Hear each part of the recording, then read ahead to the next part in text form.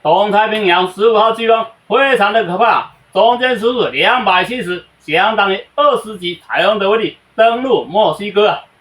各位朋友，大家好，欢迎收看《主先先看气象，气象看主先进啊！昨天这个奥迪斯还是小小的台风系统，也就是飓风系统了哈，但是昨天晚上以后就非常的强烈啊，每秒可以到达72名，今天早上更挑战到74名，挑战到20级台风。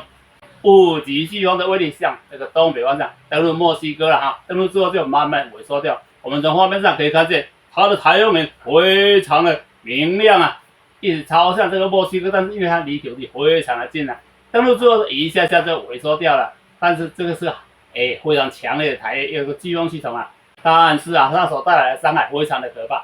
20级台风的威力，风雨又非常的大，所以这个墨西哥这一带会承受很大的伤害啊。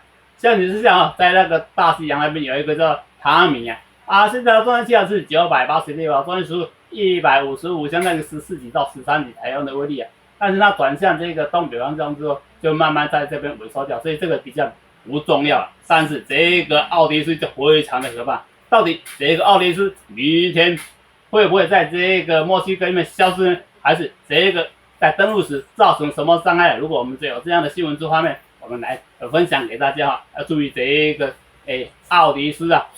再啊，我们等一下来讲那个澳洲的罗拉了哦。奥迪路呢，请继续收看主持人看气象，气象看主持人好，拜拜。欢迎点赞、评论、关注台湾如千仙。